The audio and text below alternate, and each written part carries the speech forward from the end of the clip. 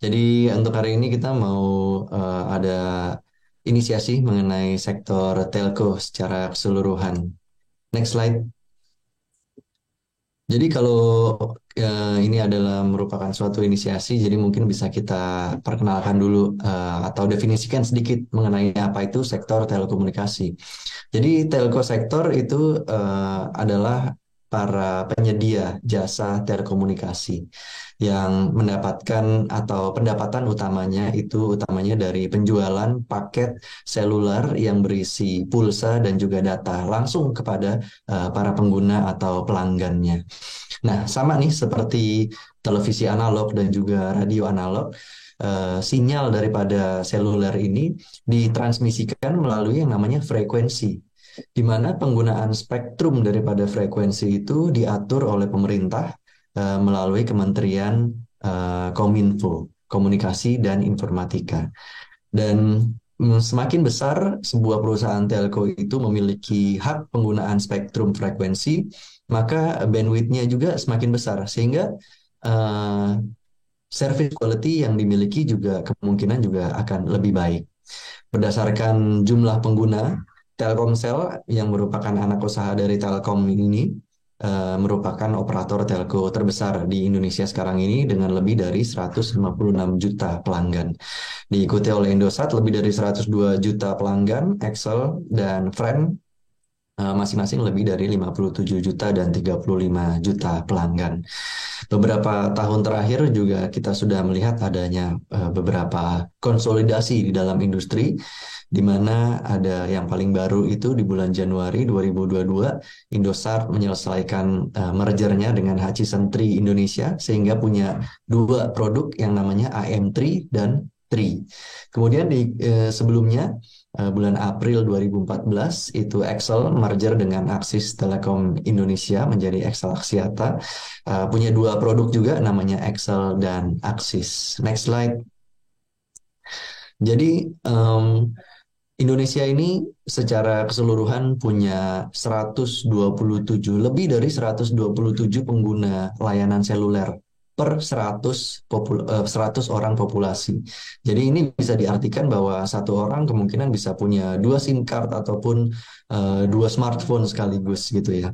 Namun kita juga bisa melihat kenyataan ini dari dua sudut pandang, yaitu sudut pandang yang pertama bahwa marketnya itu sudah sangat tersaturasi sehingga potensi pertumbuhan pengguna menjadi terbatas ke depannya. Tapi juga kita bisa melihat dari sudut pandang yang lain, yaitu bahwa market yang sangat besar ini sudah sangat matang untuk dimonetisasi. Nah, dengan lebih dari 275 juta penduduk, Indonesia adalah negara terbesar keempat di dunia setelah India, China, dan juga Amerika. Sehingga ini menjadikannya market yang sangat besar untuk para operator telco, di mana kita melihat beberapa grup-grup besar seperti Axiata itu kan dari Malaysia, kemudian juga ada presence di regional, kemudian Indosat Ooredoo, grupnya Ooredoo dan juga Hutchison itu kan berbasis di Qatar dan juga Hong Kong, juga pemain regional juga.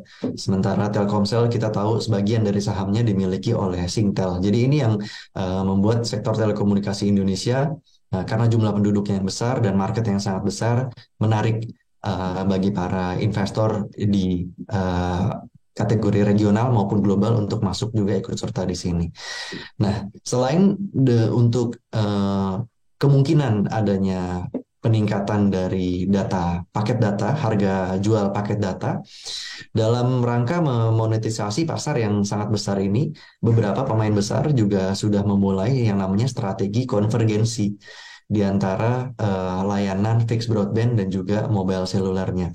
Contohnya seperti ini ada IndiHome Semua namanya, ada produk yang namanya IndiHome Semua, itu memungkinkan berbagi kuota paket data antar pengguna Telkomsel, berbagi kuota Telkomsel di antara para anggota keluarga pengguna IndiHome. Jadi satu keluarga pengguna IndiHome bisa berbagi kuota Telkomsel pada saat berada di luar rumah dengan harga yang penawaran paket yang sangat menarik. Dan ini juga sudah dilakukan oleh Excel melalui produknya Excel 1. Ini hampir sama juga.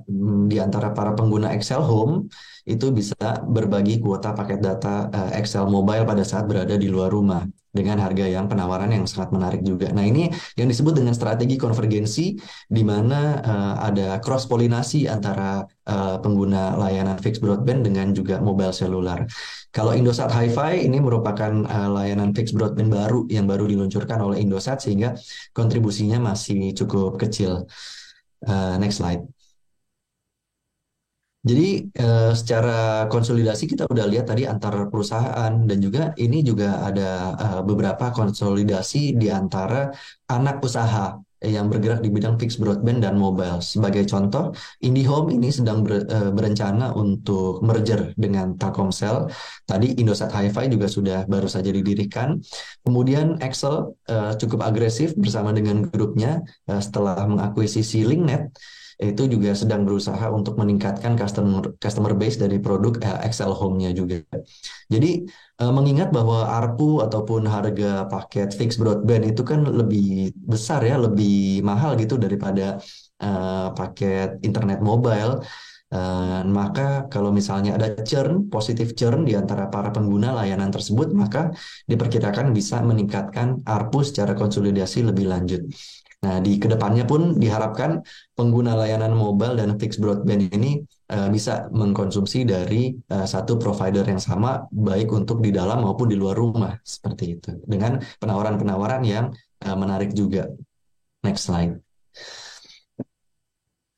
Ke, intinya kesimpulannya bahwa kita ke depannya ini memproyeksikan akan ada lonjakan traffic data menjelang event besar nasional yaitu Pemilu 2024 yang akan diadakan di bulan Februari, di mana lonjakan traffic data ini sudah terlihat ya sebelum-sebelumnya di tahun-tahun sebelumnya. Mungkin kalau misalnya ada event-event besar nasional, misalnya gempa ataupun Asian Games gitu tahun 2018 itu selalu diikuti dengan lonjakan traffic data. Nah, ini sama halnya kita juga proyeksikan akan terjadi hal yang sama di menjelang pemilu tahun 2024, di mana kan bukan cuma presiden dan wakil presiden ya, tapi ataupun juga anggota parlemen, tapi ada sekitar lebih dari 500 kepala daerah baru, kepala daerah tingkat 1, tingkat 2 yang akan bertarung gitu masing-masing di daerah pemilihannya masing-masing, sehingga ini akan menjadi suatu big national event yang kita perkirakan bisa melonjakkan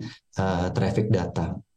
Sehingga bila ditambah dengan potensi kenaikan harga paket data yang di mana beberapa operator telco itu sudah mulai ancang-ancang menaikkan harga paket data di bulan Ramadan menjelang Idul Fitri ini, maka kita menginisiasi sektor telco Indonesia dengan peringkat overweight, di mana pilihan utama kita jatuh kepada Telkom karena balance sheet-nya itu semata-mata lebih sehat ya daripada yang lainnya dengan hanya sekitar 24% rasio net gearing. Net gearing itu adalah net debt atau hutang bersih, rasio hutang bersih dibandingkan dengan equity-nya. Jadi hanya sekitar 24% hutang bersih dibandingkan dengan equity-nya, dibandingkan Indosat dan Excel yang masing-masing lebih dari 168% dan 151% masing-masing. Sehingga apa ini dampaknya kalau misalnya balance sheet-nya lebih sehat? Maka kita bisa berharap dua hal. Yang pertama, bisa Telkom kemungkinan mendistribusikan dividen yang lebih tinggi dibandingkan dengan yang lainnya. Yang kedua, itu juga bisa membuat ruang yang lebih besar untuk dia bisa disburse capex untuk mengembangkan bisnis di segmen yang lainnya. Misalnya data center melalui anak usahanya MTEL tentu saja, atau tower melalui anak usahanya MTEL. Data center juga anak usahanya New Tradisi itu berencana untuk IPO juga. Kemudian digital services seperti misalnya EdTech, HealthTech, gaming, streaming, platform, dan lain-lain itu juga kemungkinan tahun ke depan akan bisa lebih terakselerasi. Sementara potensi resikonya adalah ya mungkin konsumsi data yang pertumbuhannya yang lebih rendah daripada harapan dan juga eksekusi yang lebih lambat daripada strategi konvergensi. Baik, itu dulu dari kami, kembali ke Sarah.